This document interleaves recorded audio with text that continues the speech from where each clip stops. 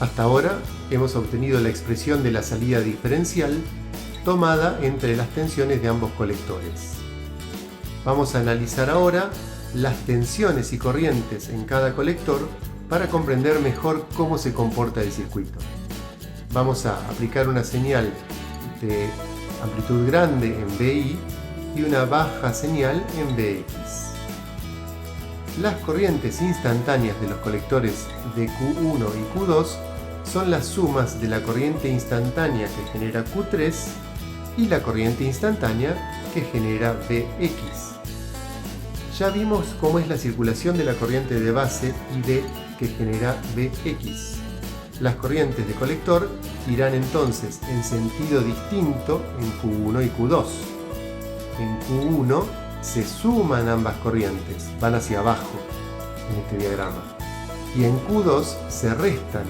La corriente de polarización va hacia abajo y la corriente debida a VX va hacia arriba. Esto es muy importante y hay que tomarse el tiempo para analizarlo y asegurarse de comprenderlo. Haciendo las mismas consideraciones que cuando dedujimos la expresión de la salida de tensión diferencial, lograremos las expresiones de las corrientes en ambos transistores. La matemática no es compleja, pero es importante que analicemos las expresiones obtenidas.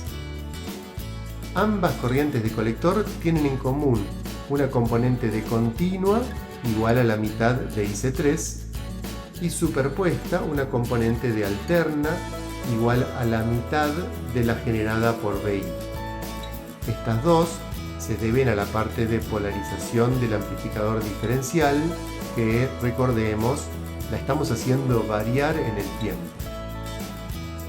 Luego siguen los términos debidos a VX, que ya vimos que tienen sentidos opuestos en ambos colectores. Uno de ellos es la propia VX amplificada y el otro es el término que representa el producto entre VX y VI. Como ya tenemos estas expresiones listas para ambas corrientes de colector, podemos ahora calcular las tensiones en ambos colectores. En este caso vamos a considerar las caídas de tensión en las resistencias de colector. Las ecuaciones completas para las tensiones se ven así. Estas tensiones tienen los mismos contenidos espectrales que las corrientes.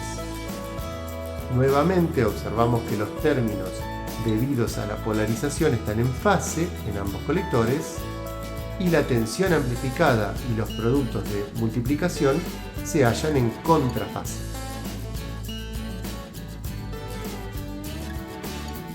Tenemos que tener cuidado con las amplitudes de las señales, porque si son grandes se corre el riesgo, como siempre, que este amplificador se sature y la señal de salida resulte distorsionada o recortada.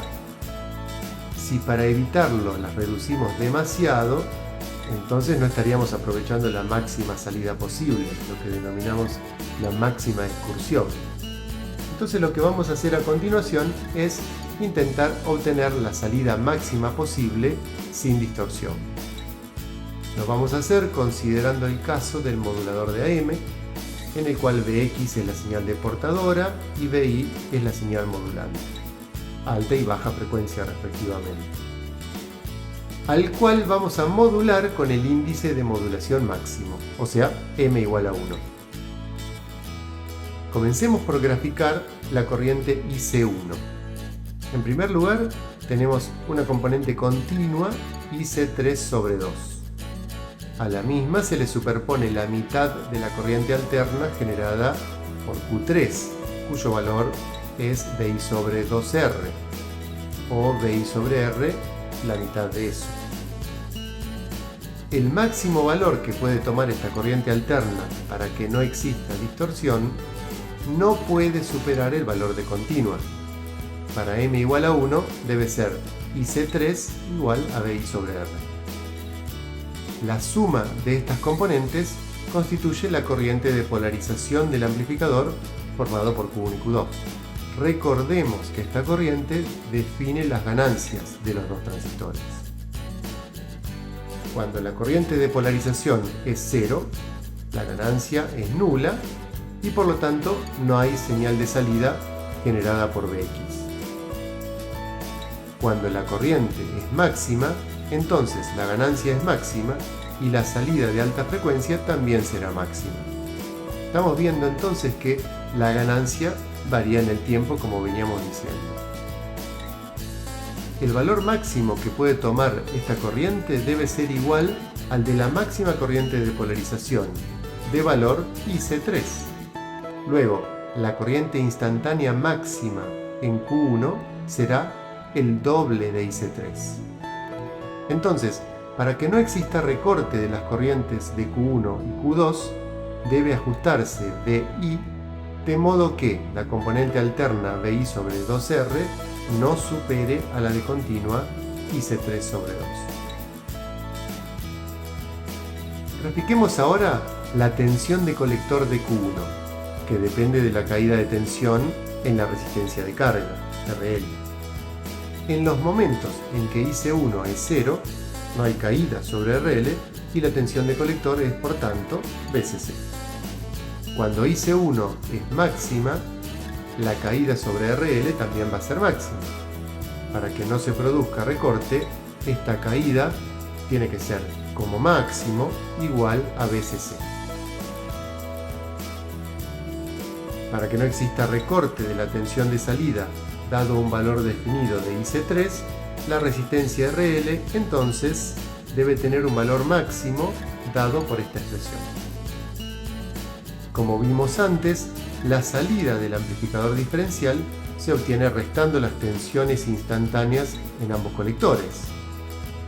Al efectuar la resta, queda en evidencia que todas las componentes en fase se cancelan y las componentes en contrafase se duplican. La máxima tensión de salida diferencial pico a pico, modulando con M igual a 1 y operando con la resistencia de carga óptima, resulta finalmente 2 BCC.